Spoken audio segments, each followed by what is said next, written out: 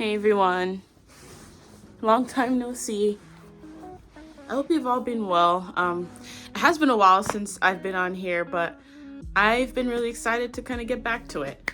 I did want to update everyone on what's been happening and where I'm at with my projects, specifically my graphic novel that I'm really excited about, so we'll get into that real soon. But today I just wanted to talk about kind of what it's like pursuing an art career while working a full-time job for the money, and just kind of how crazy that is, because I feel like there's a lot of nuances inside of it and a lot of discipline that's required that I think is sometimes overlooked. But let's get into that.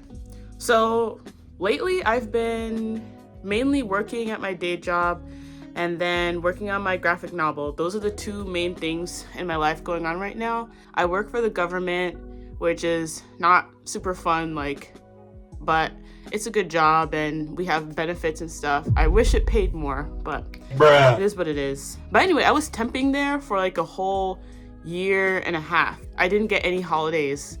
I just had to lose out on 8 hours pay whenever we had a holiday. So I'm really glad that I'm no longer temp.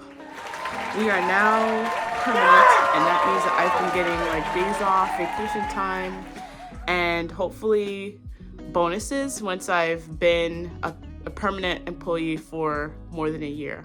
And in general, this year, I've just been trying to be more balanced with everything. But last year, I was really trying to make an effort to be more sensitive to social needs. For instance, last weekend, actually, I took my brother and my mom actually to the Thomas Cole Museum. He's one of the key painters in the Hudson River School. We saw a lot of history because it's the house that he lived in. And I find that doing stuff like that, taking little day trips, really helps me come back to my work feeling more refreshed and limits burnout, which is great. It was great. I feel it's important to actually schedule the time that you go out and have fun. And let me know what you guys do. Are you guys more go with the flow with weekend plans and social activities and stuff? Or do you have to plan out breaks in your schedule like me? So now let's talk about what I'm really excited about, minus my boring day job, is my graphic novel. We were so close to pitching, and I feel I'm in the final stretch, and soon it will be a nice, elegant pitch that I'll be able to share to agents and publishers. That has been really motivating me to keep going. So let me show you kind of where I'm at in it right now. All right, we're back. This is my desk actually, but here's where I am right now with the graphic novel. I have written the script, written about I think 4 different versions, probably more than that. But the graphic novel is a series, and so I have broken down the novel into, I think it's 7 different books, and have written out the basic plot of each of the 7 books. But because this is my first time pitching, I'm focusing on fleshing out the plot of the first book, because obviously I'm pitching the first book first. And so after 4 different versions of writing out the plot of the first book, I finally landed on a script that I kind of have liked. After writing and rewriting it, I've printed it all out. It's about 24 pages of script. So I've been going through and editing this. And then after I finish editing it myself, then I'm going to, I think, send it to my friend who's also a writer illustrator. She does children's books, and just ask her for her eyeballs on it as well. And then I'm gonna stop working on it because I have been writing the script for a while. I think it's been at least a year and a half, going on 2 years that I've been doing the scripts. And I'm just so happy that it's actually nicely printed out now and physical. And once I finish editing it for the grammar and stuff, I can finally put it down and then focus on the more art side of things, which I'm just itching to do because it's been a while. and hopefully when I do give it to the agents, they'll have their edits, but hopefully it won't be too much to edit, because to be honest, I am kind of exhausted of writing so much. Like, writing takes a lot of like mental power to it's like a big puzzle piece. Just imagine working on a puzzle for a whole year. That's what writing is like. So I am kind of ready to be done with it. But it was exciting. It's been exciting. The journey has been like really great, so I'm not complaining about that. I'm just ready to move on to the next stage of the graphic novel. So I mentioned I've been writing a while and I'm ready to get back to the drawing part. That also means that I will be entering a training era. And I personally love training eras. They're hard, but they're exciting. And let me explain to you what a training era is. So these are some examples of recent sketchbooks that I've done in the past year and a half. Usually I just like to watch YouTube videos and pause them and draw them. And I also like to go out and draw from life, draw nature. I like to draw people as they're walking by, kind of a thing. But for this graphic novel, what I need to focus on, I believe, are perspective. Because perspective still bothers me. It's still a challenge, and I don't want it to always be a challenge. Now that I'm really gonna write and draw a whole graphic novel, obviously I'm gonna have to know how to master perspective so that I can use it like on command. Whatever scene I want to draw someone in, I need to be able to do it quickly and effectively. So I do need to go train for this. I have some time between the time where I'll be pitching it and the time where it's hopefully picked up.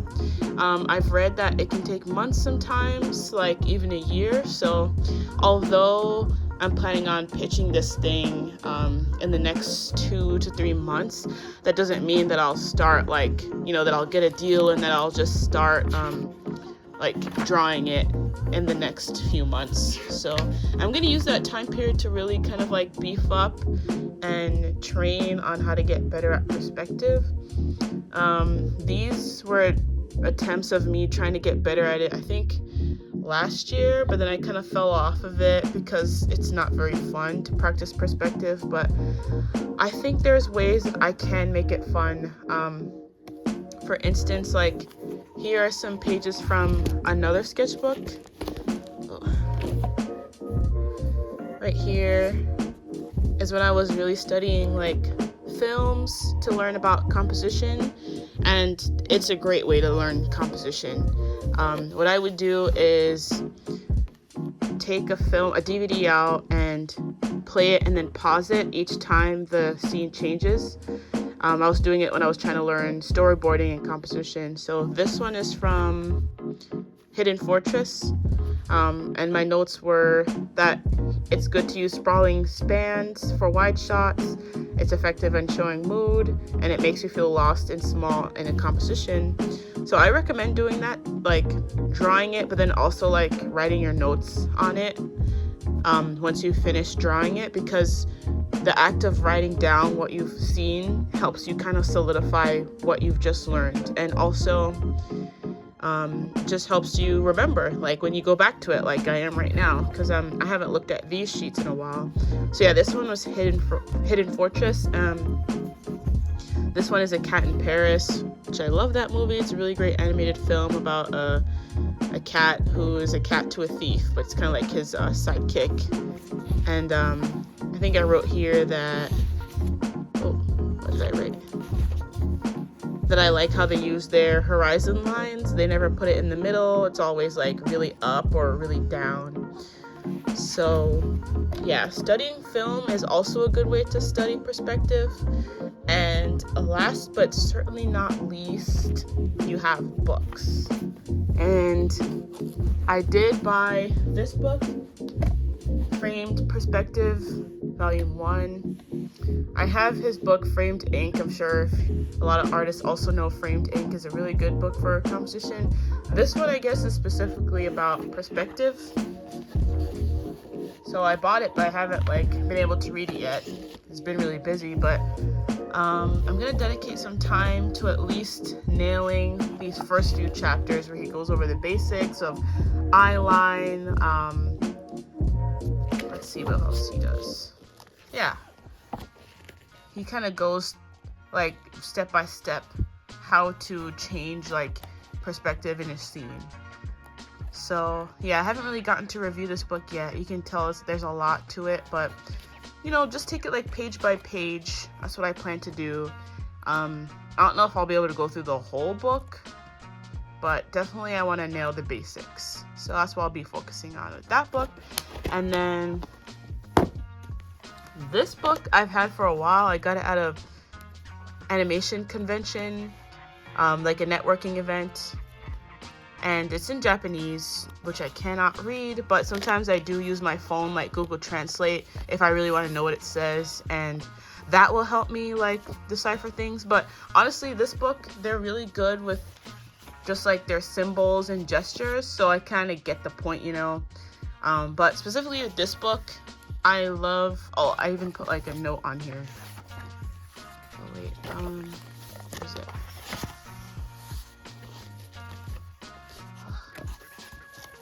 Oh, sorry. It's hard trying to maneuver it with my one hand because I have the camera in another hand. But yeah, I like how he puts like the red lines to show you like how you should be thinking about volumes. And I struggle with like putting characters in perspective sometimes, as we all do. So it's helpful to just like go through a book like this and just literally draw the poses in here over and over again. As you do that, you'll kind of like burn it into your muscle memory. So yeah, specifically I like the pages where he shows like the forms of the body bending and showing how it bends in perspective. I forgot what page I was looking at. Like, it's gonna annoy me if I can't find it. Let's see. Where is, oh, well, I mean, this is a good page too. Stuff like this. He just kind of like shows you the red line and like how things are supposed to go back and forth. Anyway, you get the point. I really do like this book. I have consulted it a lot. So mainly for my training arc is drawing from this book and studying from here. Maybe doing a few film studies, but I want to fill up a sketchbook with just the studying, hopefully in like a month or two. So I guess that's about like 2 pages a day. I just want to like start drawing the graphic novel with like complete and utter confidence, and just make it kind of be on autopilot. Yeah, because as I mentioned before, like I do a lot with my day job, and between the day job and I do consistently try to work out and studying, and that's pretty much where I'm at right now. So, you know, like if you have any questions about like training eras, if you want to get into one as well, or if you want to do it with me, like even better. I'm very excited about it. I have a friend who I'm doing it with. I don't know what she's specifically trying to practice with her art, but she's gonna fill up a whole sketchbook too, and we're excited. We're gonna start tomorrow. So I'll keep you posted on that. And thank you so much for watching my channel and for sticking by. If you made it to the very end, I'm very impressed. If you made it to the very end, maybe you can say like, hi. I hope you have a great week, and I hope that you can get some drawing in if you're an artist, or that you just make time for yourself. Whatever it is that you want to get done this week, I hope that you're able to do that. And I hope you have a great day. Bye.